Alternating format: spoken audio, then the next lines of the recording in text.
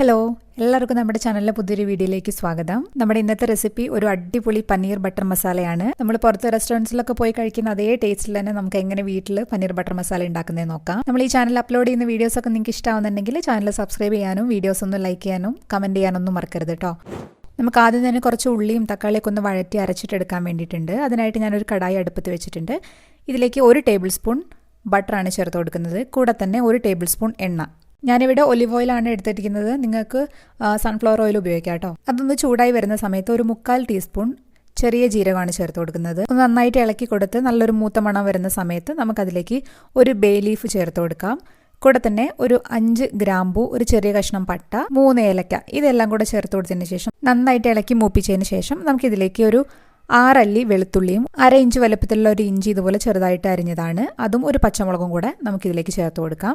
ഇനി ഇത് ഒരു 1 മിനിറ്റൊക്കെ നന്നായിട്ടൊന്ന് മൂപ്പിച്ചതിന് ശേഷം നമുക്കിതിലേക്ക് ഒരു വലിയ സവോള ഇതുപോലെ അരിഞ്ഞതാണ്. വളരെ കനം കുറച്ച് അരിയണമെന്നൊന്നുമില്ല. നമുക്കിത് വേവിച്ചിട്ട് അരച്ചിട്ട് എടുക്കാനുള്ളതാണ്. അതുകൊണ്ട് കുറച്ച് കട്ടി കൂടി പോയാലും കുഴപ്പമൊന്നുമില്ല കേട്ടോ. ഇനി നമുക്ക് ഉള്ളി ഒരു 2-3 മിനിറ്റ് എടുത്ത് നന്നായിട്ടൊന്ന് വഴറ്റി കൊടുക്കാം. അങ്ങനെ നമ്മുടെ ഉള്ളിയൊക്കെ നന്നായിട്ട് സോഫ്റ്റ് ആയിട്ട് കുഴഞ്ഞു വന്നിട്ടുണ്ട്. ഞാനിവിടെ മീഡിയം വലുപ്പത്തിലുള്ള ഒരു 3 തക്കാളിയാണ് എടുത്തിട്ടുള്ളത്. അത് ഇതുപോലെ ക്യൂബ്സ് ആയിട്ട് കട്ട് ചെയ്ത് നമുക്ക് ചേർത്ത് കൊടുക്കാം. നല്ല പഴുത്ത തക്കാളി നോക്കിയിട്ട് എടുക്കാൻ പ്രത്യേകം ശ്രദ്ധിക്കുക. അതിൻ്റെ കൂടെ തന്നെ കുറച്ച് മല്ലിയിലയുടെ തണ്ടും കൂടെ ചേർത്ത് കൊടുക്കാം. ഒരു 5-6 തണ്ട് ഇതുപോലെ ചെറുതായിട്ട് കട്ട് ചെയ്തതാണ്, അതും കൂടെ ചേർത്ത് കൊടുക്കാം. അത് നല്ലൊരു ഫ്ലേവർ കിട്ടാൻ വേണ്ടിയിട്ടാണ് കേട്ടോ. കൂടെ തന്നെ ഒരു 12 കാഷ്യൂനട്ടും കൂടെ ചേർത്ത് കൊടുക്കുന്നുണ്ട്. ഇനി ഇതെല്ലാം കൂടെ ചേർത്ത് നന്നായിട്ടൊന്ന് വഴറ്റി കൊടുക്കുക. ഇനി ഇതുപോലെ തക്കാളിയുടെ തൊലിയൊക്കെ ഒന്ന് ചെറുതായിട്ട് വിട്ട് വരുന്ന സമയത്ത്, ഒന്ന് സോഫ്റ്റായി വരുന്ന സമയത്ത് നമുക്കിതിലേക്ക് ചൂടുവെള്ളം ചേർത്ത് കൊടുക്കാം. ഞാനിവിടെ 1 കപ്പ് ചൂടുവെള്ളമാണ് ചേർത്ത് കൊടുക്കുന്നത്. ഇനി നന്നായിട്ട് ഇതുപോലെ തിളച്ച് വരുന്ന സമയത്ത് നമുക്ക് അടച്ചു വെച്ച് ഒരു 10 മിനിറ്റ് മീഡിയം ഫ്ലെയിമിൽ ഒരു 10 മിനിറ്റ് വേവിച്ചിട്ടെടുക്കാം. ഇടയ്ക്ക് ഇതുപോലെ തുറന്നു കൊടുത്തതിന് ശേഷം ഒന്ന് ഇളക്കി കൊടുക്കാം. ഇപ്പോൾ ഒരു 10 മിനിറ്റ് ഒക്കെ കഴിഞ്ഞിട്ടുണ്ട്. നമ്മൾ ഒഴിച്ചു കൊടുത്ത വെള്ളമൊക്കെ ഏകദേശം ഒക്കെ ഒന്ന് വറ്റി വന്നിട്ടുണ്ട്. ഇനി ഇത് തണുത്ത ശേഷം നമുക്ക് മിക്സിയുടെ ജാറിലിട്ട് നന്നായിട്ടൊന്ന് അരച്ചിട്ടെടുക്കാം. നല്ല ഫൈൻ പേസ്റ്റ് ആയിട്ട് വേണം അരച്ചിട്ടെടുക്കാൻ വേണ്ടിയിട്ട്. ഞാനിവിടെ അരച്ചതിന് ശേഷം ഒരു അരിപ്പയിലിട്ട് ഒന്ന് അരിച്ചും കൂടെ എടുക്കുന്നുണ്ട്. അപ്പം നമ്മുടെ ഗ്രേവി നല്ല സ്മൂത്ത് ആയിട്ട് കിട്ടും. ഇനി നമുക്ക് ഒരു കടായി അടുപ്പത്ത് വെച്ചതിന് ശേഷം ഒരു 3 ടേബിൾ സ്പൂൺ ബട്ടർ ചേർത്ത് കൊടുക്കാം. അതൊന്ന് ചൂടായി വരുന്ന സമയത്തേക്ക് ഒരു സവാളയുടെ പകുതി അല്ലെങ്കിൽ ഒരു ചെറിയ സവാള മാത്രം ഇതുപോലെ പൊടിയായിട്ട് അരിഞ്ഞത് ചേർത്ത് കൊടുത്ത് നന്നായിട്ടൊന്ന് വഴറ്റി കൊടുക്കാം. നമുക്ക് ഒരു 2-3 മിനിറ്റ് ഒക്കെ നന്നായിട്ട് വഴറ്റി കൊടുക്കുമ്പോൾ തന്നെ സവാളയൊക്കെ ചെറുതായിട്ട് ബ്രൗൺ കളറായി തുടങ്ങുന്ന സമയത്ത് നമുക്കിതിലേക്ക് പൊടികൾ ചേർത്ത് കൊടുക്കാം. 1 ടീസ്പൂൺ കാശ്മീരി മുളക് പൊടി, ഒരു 1/4 ടീസ്പൂൺ മഞ്ഞൾപ്പൊടി, 1 ടീസ്പൂൺ തന്നെ മല്ലിപ്പൊടിയും, 1/2 ടീസ്പൂൺ ചെറിയ ജീരകം വറുത്ത് പൊടിച്ചതാണ്.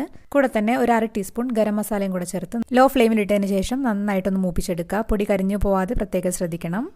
ഇനി നമുക്കിതിലേക്ക് നമ്മൾ നേരത്തെ അരിച്ച് മാറ്റി വെച്ചിട്ടുള്ള തക്കാളിയും ഉള്ളിയുടെയും പേസ്റ്റ് ഉണ്ടല്ലോ, അത് ഇതിലേക്ക് ചേർത്ത് കൊടുക്കാം. അത് ചേർത്ത് കൊടുത്തതിന് ശേഷം നന്നായിട്ട് ഇതുപോലെ ഇളക്കി യോജിപ്പിച്ച് കൊടുക്കാം. നമ്മൾ ഇതുവരെ ഉപ്പ് ചേർത്തിട്ടില്ലല്ലോ, അതുകൊണ്ട് നമ്മൾ ഒരു 1 ടീസ്പൂൺ ഉപ്പ് ഇവിടെ ചേർത്ത് കൊടുക്കുന്നുണ്ട്. കൂടെ തന്നെ ഒരു 1/2 ടീസ്പൂൺ പഞ്ചസാരയും ചേർത്ത് കൊടുക്കുന്നുണ്ട്. നമ്മുടെ പനീർ ബട്ടർ മസാല അധികം എരിവില്ലാതെ എന്നാൽ ചെറിയൊരു മധുരത്തോട് കൂടിയിട്ടാണല്ലോ ഉണ്ടാവുക.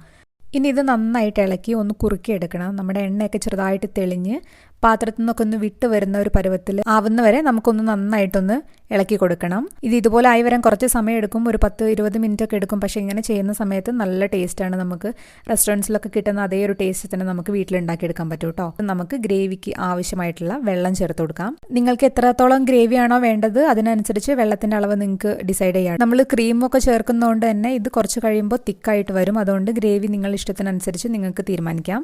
ഞാനിവിടെ 1.5 കപ്പ് ചൂടുവെള്ളമാണ് ചേർത്ത് കൊടുക്കുന്നത്. ചൂടുവെള്ളം തന്നെ ചേർത്ത് കൊടുക്കാൻ പ്രത്യേകം ശ്രദ്ധിക്കുക. വെള്ളം ചേർത്ത് കൊടുത്ത് നന്നായിട്ട് ഇതുപോലെ തിള വരുന്ന സമയത്ത് നമുക്കിതിലേക്ക് പനീർ മുറിച്ച് വെച്ചത് ചേർത്ത് കൊടുക്കാം.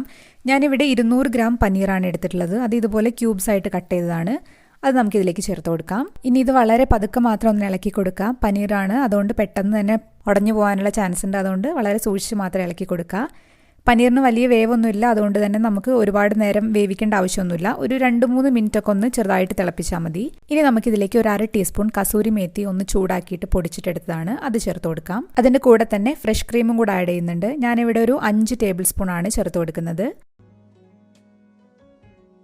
കൂടെ തന്നെ മല്ലിയില ഇതുപോലെ പൊടിയായിട്ട് അരിഞ്ഞതാണ്, അതും കൂടെ ചേർത്ത് കൊടുക്കാം നമുക്ക്. ഇനി നമുക്കിതൊന്ന് പനീറൊന്നും ഉടഞ്ഞു പോകാത്ത രീതിയിൽ ചെറുതായിട്ട് തന്നെ ഒന്ന് ഇളക്കി യോജിപ്പിച്ച് കൊടുക്കാം. അപ്പം നമ്മൾ അടിപൊളി പനീർ ബട്ടർ മസാല റെഡി ആയിട്ടുണ്ട്. ചപ്പാത്തിയുടെ കൂടെയോ പൊറോട്ടയുടെ കൂടെയോ ഫ്രൈഡ് റൈസിൻ്റെ കൂടെയൊക്കെ നല്ലൊരു കോമ്പിനേഷനാണിത്. അപ്പം നിങ്ങളെല്ലാവരും ഉണ്ടാക്കി നോക്കണം. അഭിപ്രായം കമൻറ്റ് ബോക്സിൽ വന്നിട്ട് പറയണം. നമുക്ക് അടുത്തൊരു വീഡിയോ ആയിട്ട് വീണ്ടും കാണാം. അതുവരെ ബൈ.